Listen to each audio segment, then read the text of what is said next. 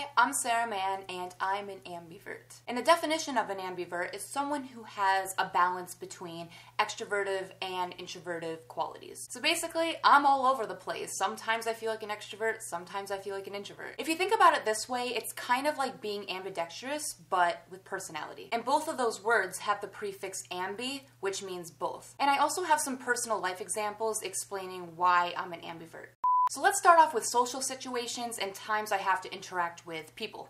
So as stated before, an ambivert is like a mix between extrovert and introvert, so you kind of have this balance. So what this means is that you are able to adapt well in social situations. So I can't speak for all ambiverts, but I act like an extrovert in social situations, but then I act like an introvert when I'm alone. Like, I think the best way to describe it is like a switch. Like, once I am in this setting of being around a bunch of people, I have a switch and I'm like, okay, now I'm outgoing. Like, I have friends around me, I'm talking to everybody. That's just my personality at the moment. But then when I go back home and it's a quiet setting, nobody's around, that switch flicks off and I'm so glad to be alone. I can do things by myself. Like, I love it. Like, I get to recharge. So that's the thing. Like, introverts recharge when they're alone and extroverts recharge when they're with people. With me being an ambivert, I kind of recharge getting both situations, like being alone and being with people recharges me. And personally, it's great having this balance. So since a lot of people might not know that much about ambiverts, you might be wondering how I feel by myself versus with people.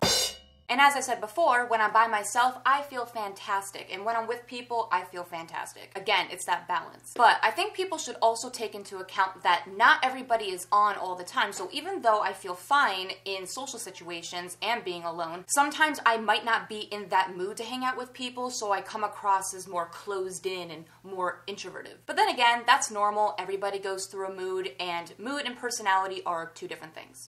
So not only can being an ambivert affect your social life or your casual life, it can also affect your professional goals, your concentration, and your major at school. And when I say impact, I mean negatives and positives. So my major is communications with a concentration in film, video, new media. And from what I've researched about this industry is they expect you to have some extroverted qualities. And again, me being an ambivert has a mix of that, but I can't be like that all the time if that's what they expect me to do. So here's an example. If it comes to client work or negotiating with people, I might feel a little uncomfortable in that situation because that has to allow me to be a leader.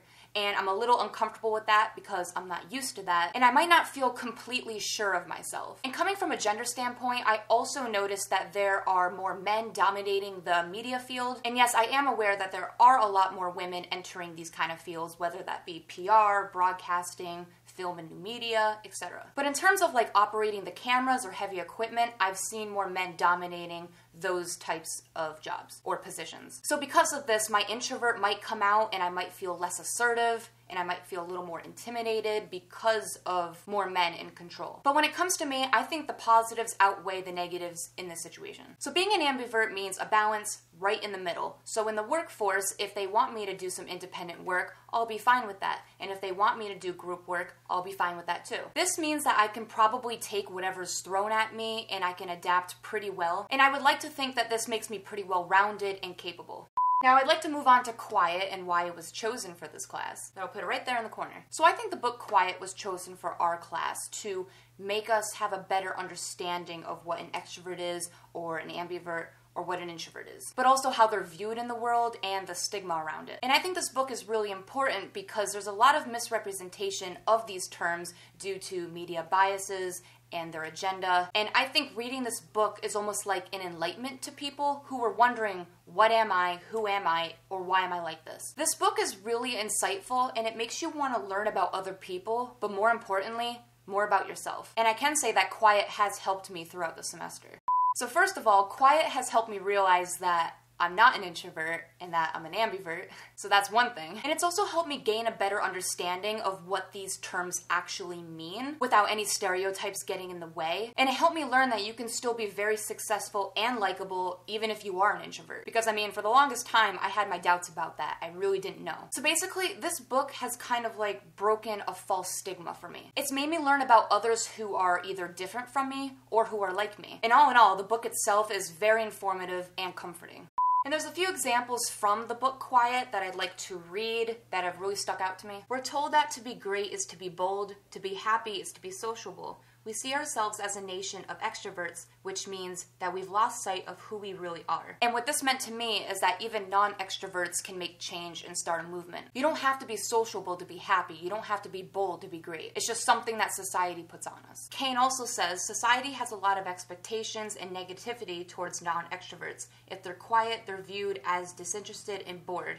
Extroverts are viewed more favorably and can succeed easier. Social media kind of influences this idea that extroversion is the way to go. I mean, when you really think about it, back then there was a distinction between private and public, and now there seems to be this overlap. And sometimes people are even scrutinized for not having social media. And it's kind of sad to hear that extroverts are viewed more favorably and they can succeed easier. This is not true, but it's just the stigma around it. And the last and final quote I'm gonna read, no, it's not from Quiet, but it's from Potter. Yes, I came prepared. So Potter says, the danger with this automatic processing of messages is that it allows the mass media to condition our thought processes. Increasing media literacy gives a person more power to control media exposures and their effect on themselves. Without this high media literacy, society will believe that being an extrovert is the cultural ideal. The media has conditioned us to think a certain way. And in conclusion, just like Potter said, it is so important to have this high media literacy, this high locus of control, because then you can filter out certain media messages, you can see what's true, what's not, and this will give you more control in the end on how the media affects you. So yeah, now you know a little bit more about me, I'm an ambivert, and hopefully you took a lot away from this. And thanks for watching, bye.